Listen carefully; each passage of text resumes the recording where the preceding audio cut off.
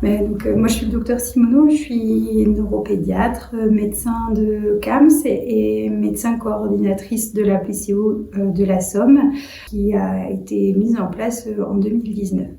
Donc une PCO, c'est un nouveau dispositif dont l'objectif est le repérage et la prise en soin plus précoce des enfants, surtout des enfants d'abord 0 à 7 ans qui présentent un trouble du neurodéveloppement et puis là avec un élargissement aux 7-12 ans. Donc ces dispositifs ont été élaborés sur le plan national et se sont mis en place progressivement à partir de 2019. L'objectif étant qu'il y ait un dispositif par département minimum au final. Donc ça concerne des enfants qui peuvent avoir une problématique de développement par rapport à un développement dit typique et des outils sont mis en place pour aider les médecins traitants qui sont finalement le médecin à l'origine du repérage à identifier un trouble et pouvoir l'orienter plus rapidement. En pratique, l'équipe est constituée d'un médecin coordonnateur, d'une coordinatrice ou d'un coordonnateur de soins, d'une secrétaire. Après, en fonction de chaque territoire, il peut y avoir certaines variantes et d'autres professionnels peuvent être présents, notamment dans certaines PCO, une assistante sociale pour aider les familles à réaliser les démarches administratives pouvant permettre l'orientation de leurs enfants. Au niveau de la structuration des soins, il y a le niveau 1 qui est le niveau de repérage, le niveau 2 qui va être la prise en charge et le niveau 3, les centres experts et de référence. La PCO se place au niveau 2 pour la prise en soin et le diagnostic. Un autre objectif de la PCO est de pouvoir aider au diagnostic des enfants et fluidifier leur parcours. L'enfant est ensuite, une fois que son parcours est validé, orienté vers une structure de niveau 2 qui puisse le prendre en charge, CMP, CMPP, CAMS, CESAD. Il peut être orienté également vers des thérapeutes libéraux qui ont contractualisé avec la PCO si aucune prise en charge en structure n'est possible ou si c'est le choix de la famille.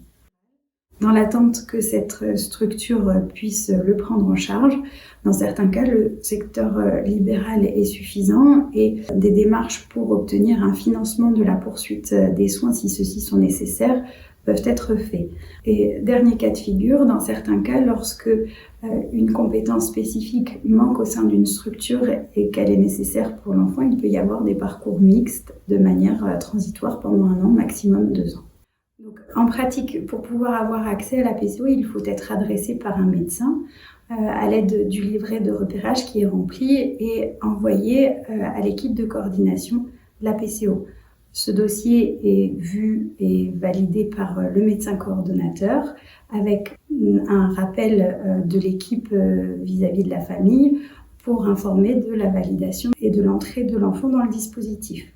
Ensuite, cet enfant sera orienté vers une structure le plus adaptée à sa prise en charge et si il n'y a pas de prise en charge rapide possible ou si c'est le choix de la famille, plutôt vers les thérapeutes libéraux pour réaliser les premiers bilans. Une fois ces premiers bilans faits, un temps d'échange entre thérapeutes libéraux et médecins coordonnateurs et idéalement le médecin traitant qui adresse l'enfant est réalisé avec ensuite une restitution à la famille des conclusions de ce premier temps d'échange.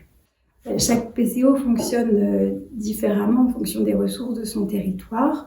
En pratique, sur la PCO de la Somme, une fois la demande validée, les parents sont rappelés par la coordinatrice qui va expliquer le fonctionnement de la plateforme, transmettre par courrier les différentes coordonnées des thérapeutes identifiés selon les besoins de l'enfant et son secteur géographique. Une fois les bilans réalisés, une synthèse est organisée entre le médecin de la PCO, c'est-à-dire moi-même, les thérapeutes, et un rendez-vous est prévu de consultation pour que l'enfant puisse être vu et examiné. Si certaines pistes diagnostiques sont envisagées, cela est expliqué aux parents et en fonction de leurs demandes et des besoins identifiés, ils sont orientés vers un parcours spécifique. L'enfant peut être revu au cours de ce parcours une fois pour vérifier l'évolution et l'effectivité des orientations.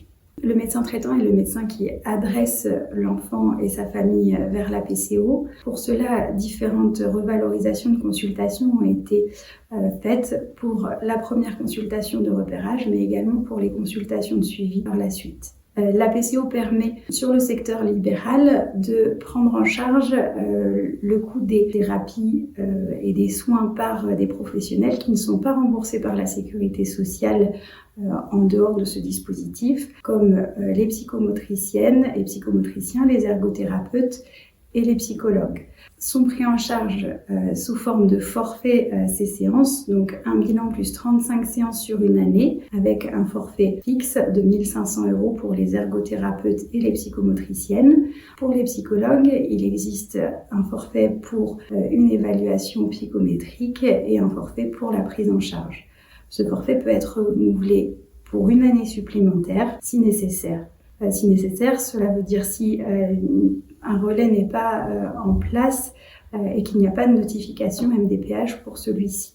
Actuellement, les PCO sont ouvertes aux enfants de 0 à 7 ans, mais un décret permet l'ouverture aux enfants de 7 à 12 ans et l'extension de ces PCO sont en train de se mettre en place au sein des différents départements et différentes PCO des Hauts-de-France. Certaines différences sont à noter pour l'orientation des enfants qui pourront, dans ces cas-là, être orientés par l'éducation nationale en plus de l'orientation médicale. En pratique, c'est le médecin traitant qui adresse l'enfant à la PCO ou, dans certains cas, le médecin de PMI ou le médecin scolaire. Si vous, famille, vous avez des inquiétudes vis-à-vis du développement de votre enfant, il est important de se rapprocher de son pédiatre ou de son médecin traitant pour qu'il puisse, le cas échéant, orienter vers la PCO.